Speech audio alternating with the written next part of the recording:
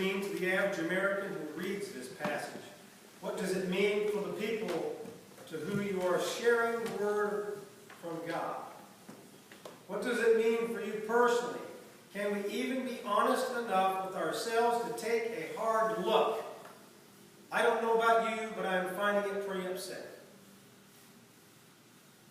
How can we move away from living according to the wisdom of the world toward the wisdom of God in our everyday lives?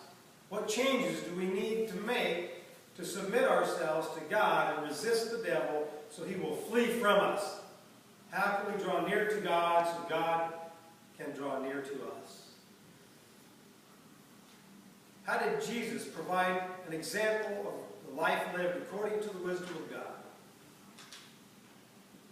When they thought that Jesus was going to overthrow the Roman government, he gave himself up to be crucified. His ways are higher than our ways, and his thoughts are higher than our thoughts. God's wisdom is nonsense to mankind, and man's wisdom is foolishness to God. So we have to turn our ways upside down to try to see God's view. And part of what I've done here is I've selected an illustration that really fits this quite well. The citizens of Feldrich, Austria, didn't know what to do. Napoleon's massive army was preparing to attack. Soldiers had been spotted on the heights above the little town, which was situated in an Austrian border. A council of citizens was hastily summoned to decide whether they should try to defend themselves or display the white flag of surrender. It happened to be Easter Sunday, and the people had gathered in the local church. The pastor rose and said, "Friends, we've been counting on our own strength, and apparently that has failed. As this is the day of our Lord's resurrection, let us just ring the bells, have our services as usual, and leave the matter in His hands. We know only our weaknesses and not the power of God to defend us." The council accepted his plan, and the church bells rang.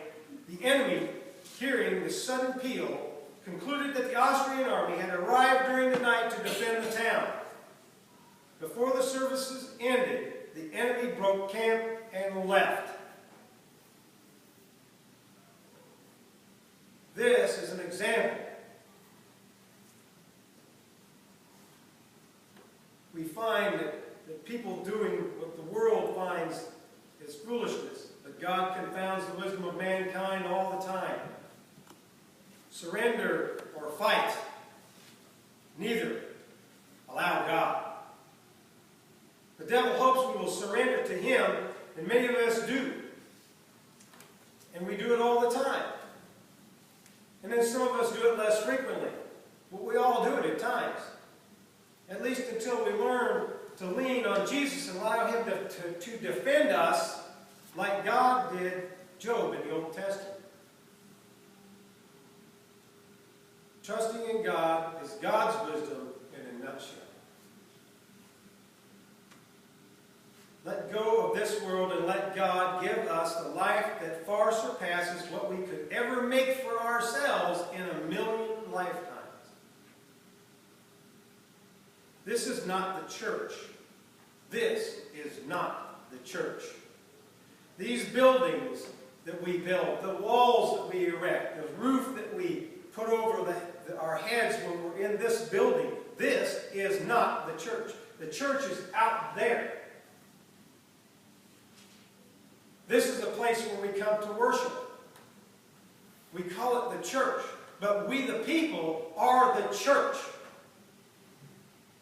People can not only come to this place to meet God, they can meet God anywhere. And when we go out into the world and we encounter others, and we always encounter others who need to know God. There's always somebody that we're going to encounter during the course of our day that needs God. Are we doing something that is going to make a difference in their life, that's going to give them an example to follow, it's going to give them the opportunity to meet Jesus Christ and have the opportunity to come into a place like this and worship Him, and ultimately to join us together in heaven with Him. Because that's really what it's all about. The wisdom of the world that I've talked about is about us, taking care of us and worrying about us. And that's it. That's the wisdom of the world. Look out for number one. And who's number one? Me. Wait a minute. What was the first commandment again? Thou shalt have no other gods before me? Well, if that's the case, then the closest that I can come is number two. But we don't want to be number two. We want to be number one. The wisdom of the world says I have to be number one.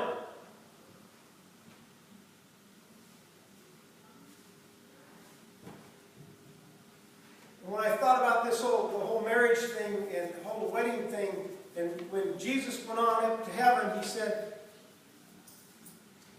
"The church is my bride." We are the bride of Christ.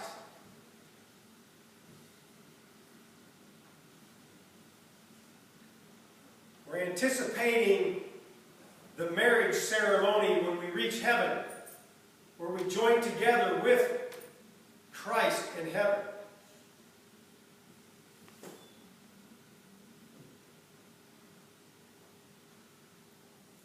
Christ is our example for marriage.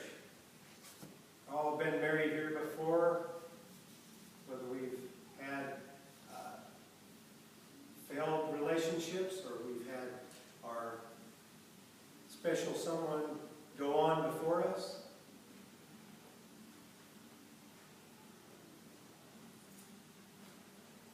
What did Jesus do for His bride?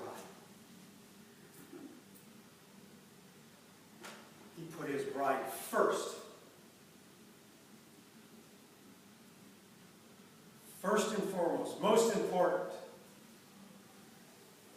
Now, us as the men and women of the world have the choice to accept it or to reject it. In the same token, in our humanly realm and our relationships with each other, we have that same opportunity to accept it or to reject it. And that happens. That happens. And there are many times where one of the two is really committed to the relationship and then the other one decides they're not committed to it. Maybe they never have been. Maybe they have been and they decided to change their mind.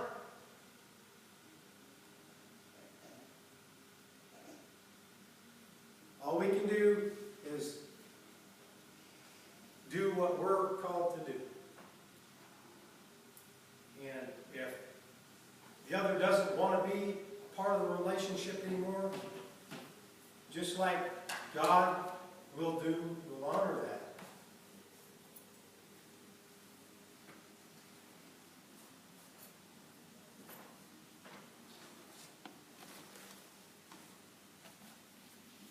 I just can't help but to think about how God has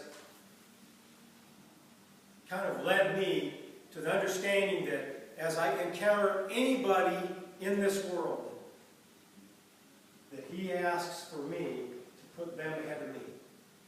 Now I want to tell you something, that I have a sermon coming up that's going to be a little different than something you've ever seen me do before. It's going to be, well, on the 10th, at 10:30 in the morning, we have our church conference. And on the 11th is when I'm going to have this special presentation for you. And I'd like to see some more people with us on that Sunday. I'd like to see some faces that maybe I haven't seen, or maybe I've just encountered them in the community on that Sunday.